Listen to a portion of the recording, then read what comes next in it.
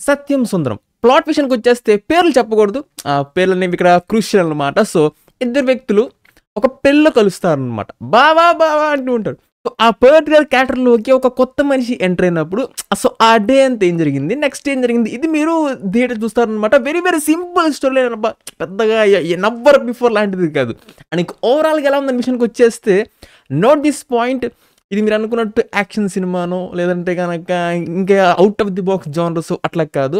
ఆ light hearted మంచి feel గుర్తు నిండిన డ్రామా అనమాట. సో డ్రామా లవర్స్కి this is the one. So అలా చెప్తాను సింపుల్గా. ఆ డీసెంట్ వాచబుల్ మూవీ అనిపించింది. అట్ ది సేమ్ టైం మీ అందరికి కూడా పనిమాల చెప్తున్నాను, పని కట్టుకొని మీ ఫాదర్కి, మీ తాతగారికి, బాబాయ్ గారికి, ఎవరుంటే వాళ్ళకి తప్పకుండా ఈ మూవీని వాళ్ళు చూపించండి. ది మోస్ట్ రిలేటబుల్గా చాలా బాగా కనెక్ట్ అవుతారు అనమాట. రీసెంట్ టైమ్స్లో నిజాయితీగా బ్యూటిఫుల్ రైటింగ్ మనం ఆ లైట్ హార్టెడ్ మూవీస్ జానర్ గురించి చెప్తున్నాను. మళ్ళీ మీరు అన్ని కంపేర్ చేసుకుని అన్ని కలపొద్దు, దాందే. సో మనకి 35 చిన్న కథలు కాదు చూసాం అనమాట. So after a little bit gap తర్వాత మనకి మళ్ళీ సత్యం సుందరంలో లైట్ హార్టెడ్ డ్రామాతో మంచి feel good moments with emotions చాలా బాగా తీసుకెళ్లారు భయ్య. From starting to the end writing department very simple story line అయినా కానీ మనకి చాలా సింప్లిసిటీగా మనకి రైటింగ్ని చాలా బాగా అలా తీసుకెళ్ళిపోతూ ఉంటారు భయ్య.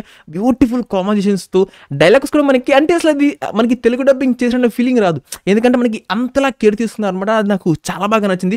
అట్ ది సేమ్ టైం మనకి ఇంకా వెళ్ళే ప్రొసీడింగ్స్లో మిడిల్లో మనకి అక్కడక్కడ మనకి లిటిల్ బిట్ ఆఫ్ హ్యూమర్ కూడా మనకి అలా మనకి టచ్ చేస్తూ అరవింద్ స్వామి గారు, కార్తీక్ గారు వీళ్ళిద్దరి కెమిస్ట్రీ, ఆ బాండింగ్ అసలు అది మాత్రం అసలు భలే కుదిరింది భయ్య. ఎప్పుడైతే వాళ్ళు మనకి ఇంకా ఆ ఫంక్షన్లో మనకి ఎప్పుడైతే ఇంక వాళ్ళు కలుస్తారో అక్కడి నుంచి త్రూ అవుట్ ది మూవీ బావా అసలు ఎన్నో ఫీల్ గుడ్ మూమెంట్స్ అయితే ఉంటాయి. సీన్స్ అనేవి చాలా మంచిగా రాసుకున్నారు. నాకు ఫస్ట్ హాఫ్లో ఆ సిస్టర్ దగ్గర జరిగే ఆ కంప్లీట్ సీన్ అనేది మాత్రం చాలా అంటే చాలా బాగుంది భయ్య. అంటే మీరు బాగా అబ్జర్వ్ చేయండి, కాన్వర్జేషన్స్ మనకి జరిగేటప్పుడు మనకి బ్యాక్గ్రౌండ్ ఎటువంటి మ్యూజిక్ ప్లే అవ్వదు, చాలా ఈజీగా మనం కనెక్ట్ అయిపోతాం అనమాట. ఎందుకంటే మనకి ఆ సీన్స్ అనేవి టేకింగ్ వైజ్గా అంత బాగుంటాయి. అట్ ది సేమ్ టైం ఎప్పుడైతే మనకి బ్యాక్గ్రౌండ్ మనకి మ్యూజిక్ ప్లే అవుతూ ఉంటుందో ఆ ఎమోషన్స్ని మనం ఫీల్ అవుతూ ఉంటాం భయ్య. ఈ యొక్క డిఫరెన్షియేట్ అనేది త్రూ అవుట్ ద మూవీ మనకి మెయింటైన్ చేశారు. నాకు చాలా అంటే చాలా బాగా నచ్చింది. సో ఫస్ట్ హాఫ్లో మనకి కపుల్ ఆఫ్ మూమెంట్స్ అయితే ఉంటాయి అనమాట.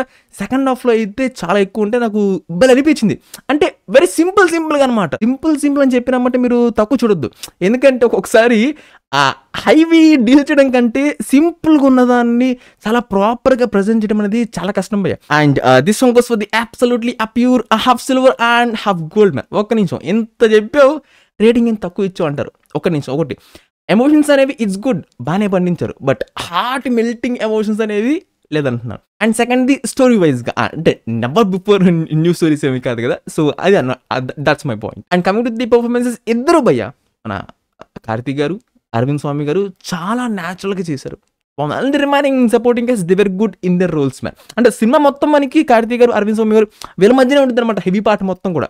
రిమైనింగ్ వాళ్ళకి ఉన్న స్క్రీన్ టైంలో దే వర్ గుడ్ అనిపించింది. And coming to the cinematography బాగుంది, production quality it's good. And music చెప్పే కదా మనకి ఎమోషన్స్ ఫీల్ అయ్యే మూమెంట్స్ దగ్గర మ్యూజిక్ అనేది చాలా పర్ఫెక్ట్గా ప్లేస్మెంట్ బాగుంది అనిపించింది. It's good. సో అది విషయం అయితే. So that's review on Satyam Sundaram. And that's it man. Subscribe if you enjoy it and I'll catch you on the next one.